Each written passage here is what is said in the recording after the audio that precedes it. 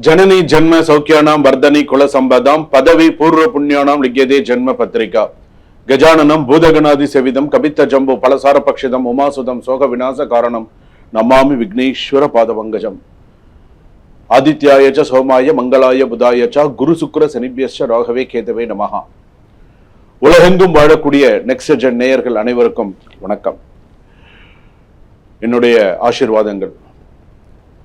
எல்லாரும் எப்படி இருக்கீங்க? நலமா இருப்பீங்கன்னு நம்புறேன். இன்றைய தினம் நாம் பார்க்கக்கூடியது ஆனி மாத ராசி பலன்கள். சூரிய பகவான் ஒரு ராசியிலிருந்து இன்னொரு ராசிக்கு செல்லக்கூடியது. அதாவது சித்திரை, வைகாசி, ஆனி, ஆடி, மேஷம், ரிஷபம், மிதுனம், கடகம். இப்ப மிதுன ராசிக்கு சூரியன் வரக்கூடியது அப்படின்னு சொல்லும் பொழுது ஆனி மாதம். ஸோ அந்த சூரியனை பேஸ் பண்ணி இப்போ இந்த ஆனி மாத ராசி பலன்கள்லாம் எப்படி இருக்கும், மற்ற கிரக அமைப்புகள்லாம் எப்படி இருக்கு.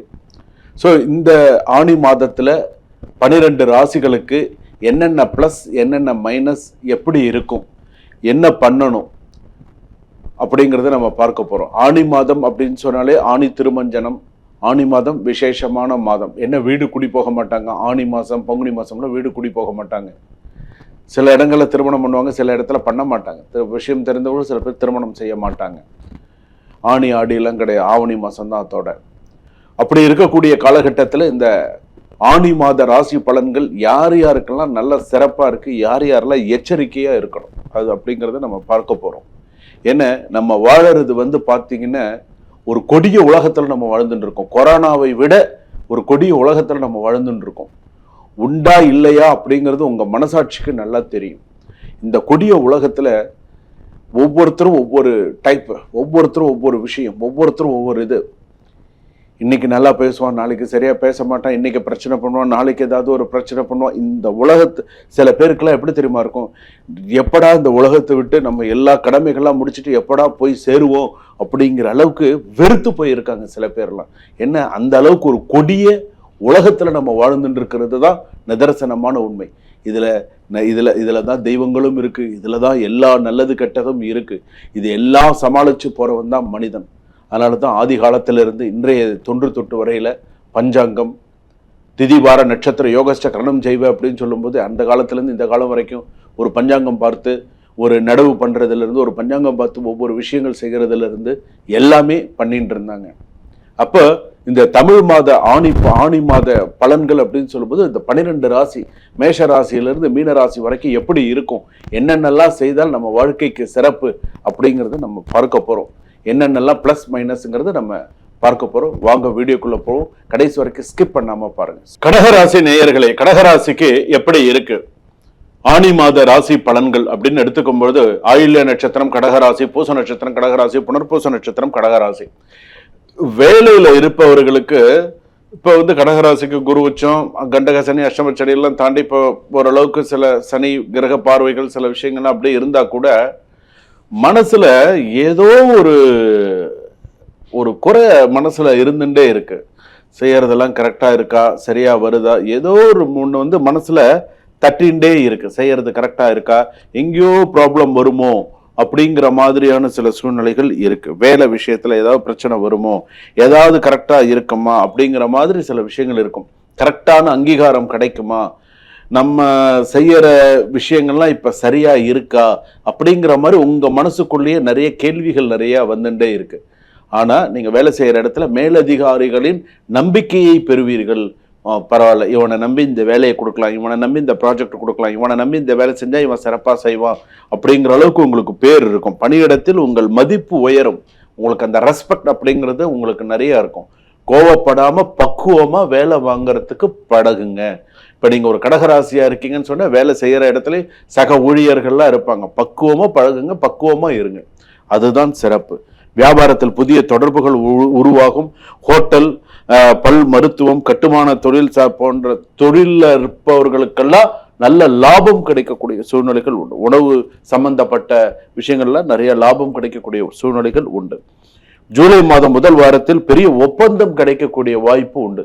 ஜூலை ஃபர்ஸ்ட் வீக்ல எல்லாம் இந்த ஆனி மாசத்துல ஒரு நல்ல ஒரு ஒப்பந்தம் ஒரு சைன் பண்றது, முக்கியமான ஒரு ப்ராஜெக்ட் சைன் பண்றது, இதெல்லாம் உங்களுக்கு வரும், நிச்சயமா வரும்.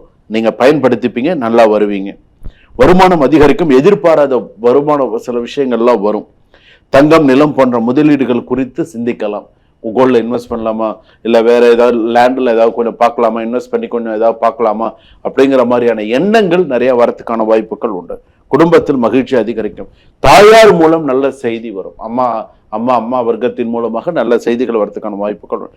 குடும்பத்தில் இருந்த சிறிய பிரச்சனைகள் முடிவுக்கு வரும். ஸோ குழந்தை இல்லாதவர்களுக்கு குழந்தை பாக்கியம், அதே போல் திருமணம் ஆகாதவர்களுக்கு திருமண பேச்சுவார்த்தை நடக்கக்கூடிய சூழ்நிலைகள், அது விஷயமா நிறைய நல்ல வார்த்தைகள் நல்ல விஷயங்களா நடக்கும். மாணவர்களுக்கு நினைவாற்றல் அதிகம் பெருக வேண்டும். ஸோ அதுக்காக லக்ஷ்மி ஹயக்ரீவர் வழிபாடெல்லாம் பண்ணுங்க. வெளிநாட்டு கல்வி வாய்ப்புகள் சிறப்பாக இருக்கக்கூடிய சூழ்நிலைகள் உண்டு. ஆசிரியர்களின் ஆதரவு அதிகமாக கிடைக்கும். ஸோ பயன்படுத்தினீங்க அப்படின்னு சொன்னா சிறப்பு. ஒண்ணு, வெளிநாட்டில் வேலை செய்பவர்களுக்கு பதவி உயர்வு கிடைக்கிறதுக்கான வாய்ப்புகள் சில பேருக்கு உண்டு. புதிய நாடு அல்லது புதிய நிறுவனத்தை நோக்கி நகரக்கூடிய சூழ்நிலைகள் சில கடகராசிக்கு உண்டு அப்படின்னு சொல்லலாம். ஸோ இதெல்லாம் உண்டு. கடகராசி பொறுத்தளவுக்கு எதையுமே பொறுமையா நிதானமா யோசிச்சு செஞ்சீங்கன்னு சொன்னா நீங்க வெற்றி பெறலாம். அதை மட்டும் ஞாபகம். விசா, பிஆர் சம்பந்தமான போன்ற விஷயங்களில் நல்ல முன்னேற்றம் ஏற்படும். விசா எனக்கு கிடைக்கல, நான் பிஆருக்கு வெயிட் பண்ணிட்டு இருக்கேன், பர்மனன்ட் ரெசிடென்ட். ஸோ இதெல்லாம் கிடைக்கிறதுக்கான வாய்ப்பு இந்த ஆனி மாசத்துல சில விஷயங்கள் சில முயற்சிகள் கைகூடும். ஸோ கவலைப்படாம தைரியமா இருங்க.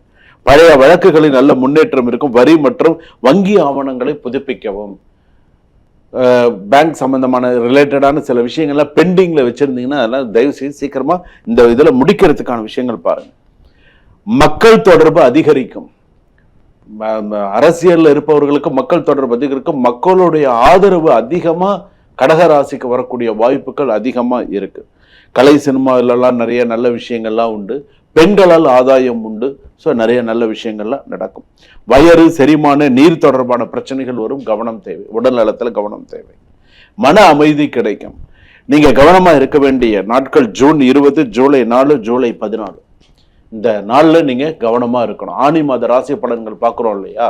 ஸோ அந்த ஆனி மாசம் தமிழ் மாசம் 1ஆம் தேதியிலிருந்து 30ஆம் தேதிக்குள்ள இந்த 3 தேதி வரும். ஜூன் 20, ஜூலை 4, ஜூலை 14 நீங்க கவனமா இருக்க வேண்டியது அப்படின்னு சொல்லியிருக்கு. வாகன பயணத்தில் கவனம் தேவை. ஸோ கவனமா இருங்க. அதே போல நீங்க செய்ய வேண்டிய சில நீண்ட நாட்களாக காத்திருந்த நல்ல செய்தி உங்களுக்கு கிடைக்கிறதுக்கான வாய்ப்புகள் உண்டு.